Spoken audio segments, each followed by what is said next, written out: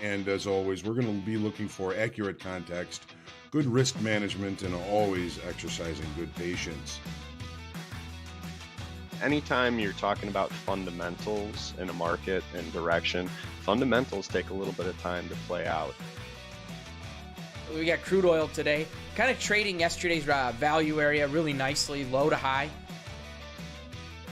That's what we're here for, is to put ourselves in the best success. A trading routine does that, builds that habit, lets you know what to work on, what to reflect on, and what to improve on the next day.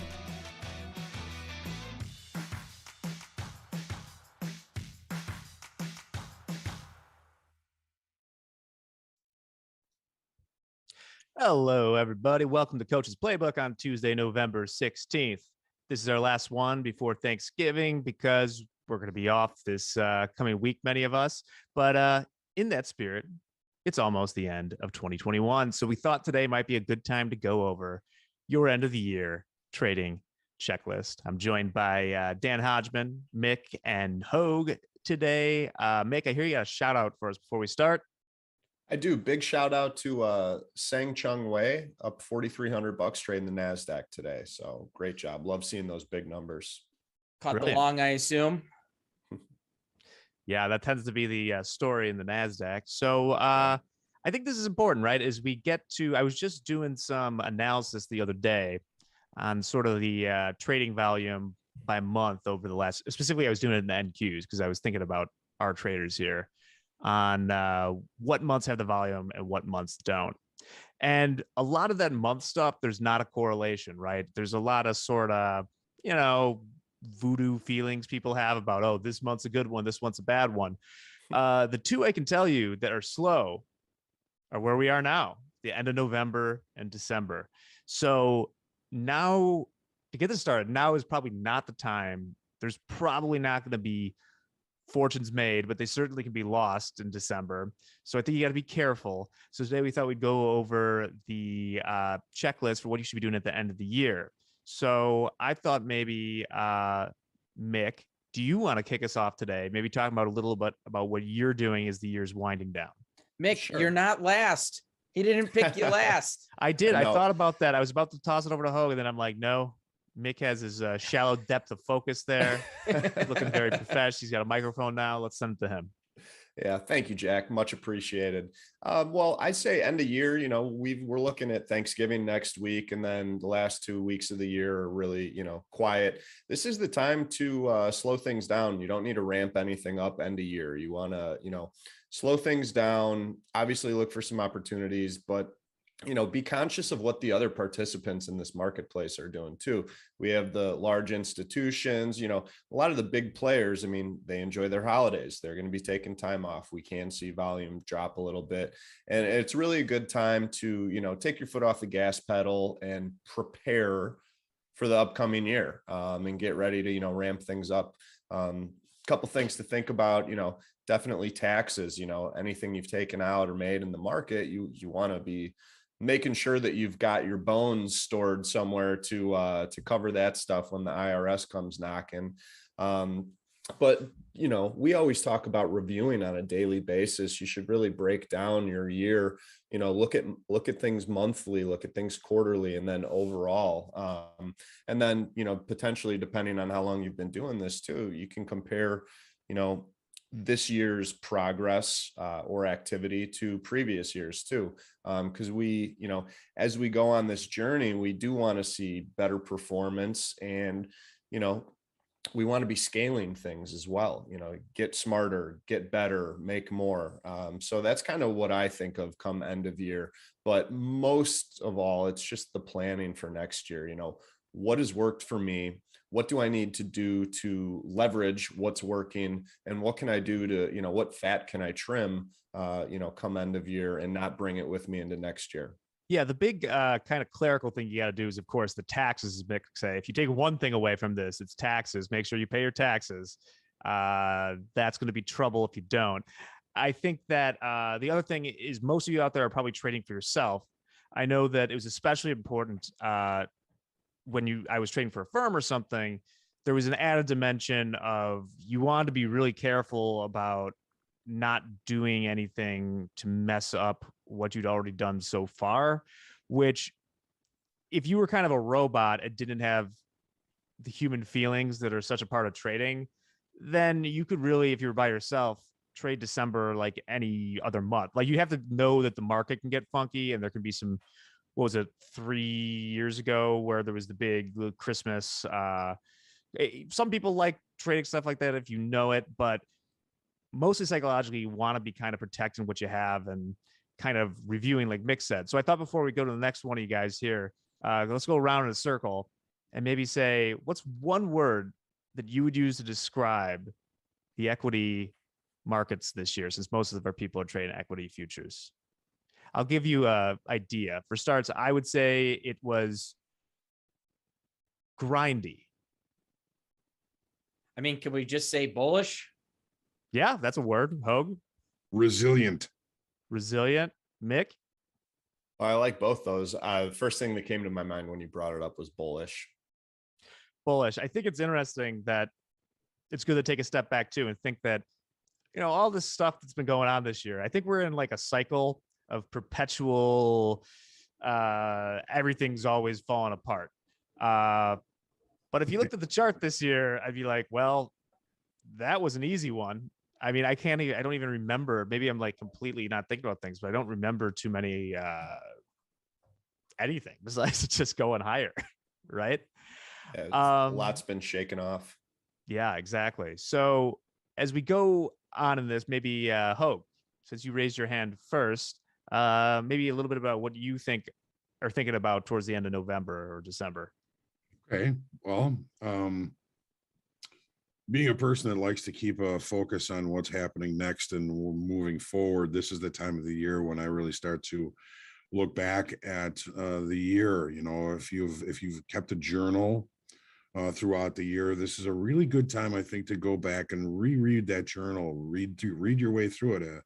I've been saying on the forecast that each week is a chapter in this year's book of trading.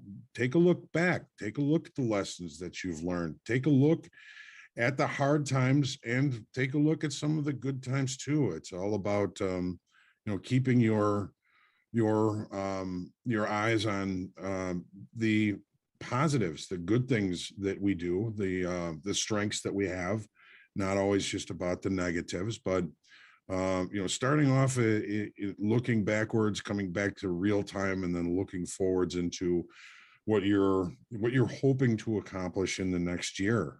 We don't know what kind of markets we're going to be facing next year. We can put expectations as to what we want out of those markets, but a lot of that depends on the markets. So every year I kind of review my process. I review, my goals, which are usually not financially connected. It's more about process and about, improving my reward over risk ratio, or finding ways to possibly find the opportunities that will help me to expand my reward over risk ratio. And again, none of us has any idea of what kind of markets and what we're going to be facing in the next year. So it's just a matter for me of, you get the taxes, of course. And, if you've got a good tax guy, somebody that you trust, that's always a benefit. But it's about, what did I do well last year? What did I do? What could I have done better last year? What can I look to improve in the coming year? What's my plan for that? What's the process for being better? And then stepping into next year and trying to just be happy. Happy traders tend to make better traders. I know that's not all that helpful, especially when things aren't going bad or aren't going well. But in November, beginning of December, I start looking back. As we take a little bit of time off the end of December, I focus a lot more on, okay, what's the plan for next year? What are the goals? Great. Yeah. Before we send it over to Dan, I love what you said about the idea of monitoring your performance on a non-financial goal, something that you have truthfully, you use the risk reward, which, you have more control over, and see if it plays into what you wanted to do. I think that's much more helpful than just setting your pie in the sky Yeah, I goal want to for make like, this much. I did 4 digits this year. Let's just say I'm gonna do 6 digits next year, 8 digits the year after that. I mean, that's not super helpful in getting you there, because those goals are independent of what's actually going to help you get to that level. So Well, I like that. And that said, there's a lot of being honest and humble in your expectations for what you're going to be able to accomplish. I mean, I can set a goal of $10 million next year. Is it reasonable and probable that I'm going to get there? Probably not. So be humble and honest in your review of what you've done this year and what you intend to accomplish next year. Dan, do you have anything to add on it? Yeah, absolutely. So I look at it a little different. I agree, like your goals can't be financially based, but also, if you're in this industry long enough, the money created by what you're doing here has become, I think it's a necessity for lifestyle, right? Like I have certain things that trading does provide for me that I need to ensure that come next year, I do hit certain numbers, but those numbers are based basically off of, I sit down and say, okay, how much are my expenses that trading does provide? Those are simple, right? It's not an egregious number. It's not crazy insanity numbers, but there are certain things that I do because of trading allows it.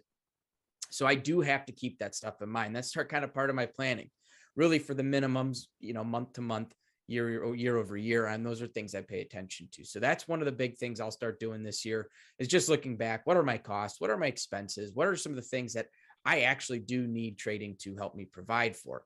Obviously, you have safety nets, you have, you're protected, got enough stashed away to cover a year and in case trading's not going great. But those are things that I personally do think about quite a bit this time of year. I'm also thinking about time off. I know pretty much what I'm going to be doing the rest of this year. Next week, I ain't doing a darn thing. Might do a little bit in early December when I come back. And then it starts the tapering off again towards the end of the year, thinking about that time, right? Thinking about where the institutional guys are, where the opportunity is going to be the rest of this year. It's going to be pretty slim. You're going to see liquidity thinning out because just like everyone else out there, they're thinking holidays, they're thinking time off. And I think that's really important this time of year, no matter what this last year provided for you or did for you, good or bad, making sure you take that time. When the holidays start to come around, it's a good opportunity to spend time with some friends, spend time with some family, kind of de-stress. That's really the big thing towards the end of the year. Last thing you want to do is come out on January 1st because you had a rough month in December because you didn't take a break and you kept pushing, and you're trading Christmas Eve morning on the 24th, that Thursday, I think it is, or Friday this year. The last thing you want to do is be trying to make up something because you took some silly mistakes or silly trades there. So those are a couple of things I'm thinking about. And then I'm also thinking about it. I've got to think about next year as well. Like, where is my time off? I think time off is a big thing that we all want to think about. We're all going to take a little bit extra here and a little bit extra there. We're going to take that random day or extend our weekend a little bit, but really kind of look ahead. Okay, you know what? I'm taking that whole week of 4th of July off. Maybe I want to set a week each quarter that I'm going to step away to help decompress a little bit. What's going to be a good week for that? Well, I want to make sure I'm not missing any opportunity that presents, right? One of the big things for me prior to being at Top Step was you didn't matter how sick you were, didn't matter what was going on. You're not missing unemployment. You're not missing expiration Fridays. You're not missing those 2 days. So if you're trying to plan time off, plan it around those bigger opportunity events. So those are also things I'm looking at on top of what these guys talked about. What did I do well last year? What did I do poorly? Where can I improve? I like Mick kind of saying, trimming the fat, right? You want to find those places to say, hey, let's get rid of this. I don't need to keep doing this silly mistake. As I look back, like John's saying, you look back in your journals and you go, gosh, how come I've missed this last 6 months? Every time this happens, I do this, I lose money. Okay, there is something that's going to be my New Year's resolution. That's gone. I'm not making that mistake again. Yeah. So I read an article yesterday that kind of ties into what you're talking there. And I knew this. It's just been a while since I'd seen an article or something on it about one of the toughest things in trading or being a trader is that I would say for the majority, if not the vast majority of people, the losses, even if they're the same amount, are so much more psychologically damaging than the gains, right? You don't get the same happiness from a gain as you do anger, frustration, fear from the loss. And I think that's something to especially remember to check yourself on, but especially if you're going to trade in December around the holidays. The extreme example Dan mentioned of like trading Christmas Eve morning. If you're going to do that, it's a free country. You can do it. But I encourage you to think before you do it how much it is going to suck if you lose money on Christmas Eve morning versus how much extra happiness you'll get from making a little bit of money, right? It just seems that that's a psychologically damaging time to go out there and try and do the it. risk reward isn't there.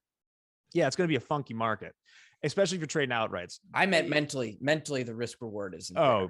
yeah. Well, I think also most of our people are trading outrights, and I think that's a tough time if you're not trading. It's a tough time period, but if you're not trading some sort of spreads or mean reversion stuff with spreads, you shouldn't do any of them, to be honest. But outrights, this is a time to get chopped up there. There's going to be some funky moves if there's any moves at all.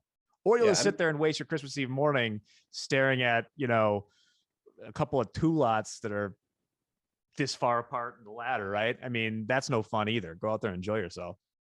Yeah, I'm happy you mentioned that, Jack.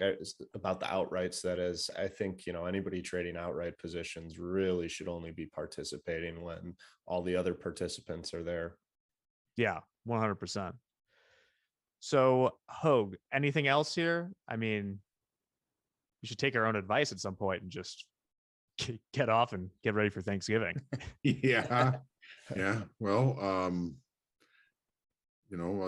make sure you thaw the turkey in the refrigerator for 5 to 7 days before Turkey Day.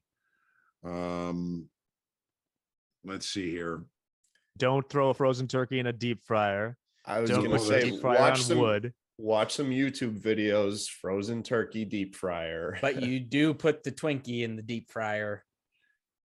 I've never fried a turkey. I've always roasted it. I've got about an 80-year-old roaster that belonged to my mom's mom, and I now have it, and that's how I'm making my turkey.